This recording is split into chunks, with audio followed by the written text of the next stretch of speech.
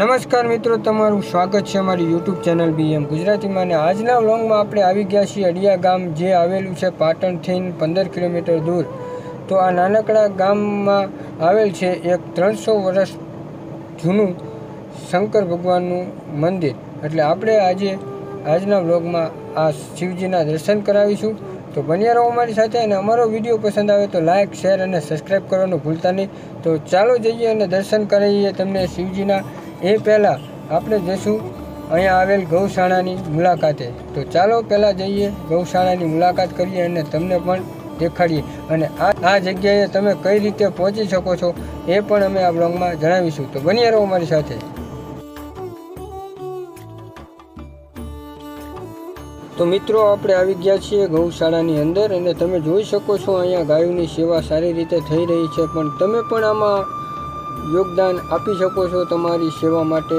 તો મિત્રો, તમને અમારો વિડીયો પસંદ આવ્યો હોય તો લાઈક, શેર અને સબસ્ક્રાઈબ કરવાનું ભૂલતા નહીં. અને આપણે હવે જઈશું શિવજીના દર્શન કરવા માટે. અને એ છે 300 વર્ષ જૂનું મંદિર, અને આ છે ઐતિહાસિક સ્થળ. આનો ઇતિહાસ કોઈ પણ જે લોકો જાણતા હોય તો એ નીચે કમેન્ટમાં જરૂરથી જણાવશો. આનો ઇતિહાસ અમને ખબર નથી, એટલા માટે અમે કહેતા નથી. અમે અત્યારે અહીંયા તમને ખાલી દર્શન કરાવીશું, અને અહીંયા શું છે જોવાલાયક સ્થળ, અને અહીંયા કઈ રીતે પહોંચી શકો છો તો એ પણ અમે તમને વિડીયોમાં જણાવીશું. તો બન્યા રહો અમારી સાથે અને જાણીએ આપણે કે અહીંયા કઈ રીતે પહોંચી શકાય છે.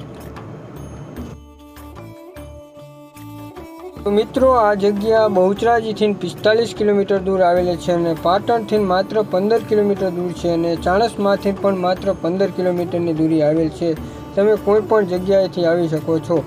તો આ જગ્યાની લિંક પણ અમે ડિસ્ક્રિપ્શનમાં નાખી દઈશું, તો તમે અહીંયાથી પણ આવી શકો છો. તો ચાલો જઈએ અને અંદર જઈને કરીએ શ્રી મહાદેવના દર્શન.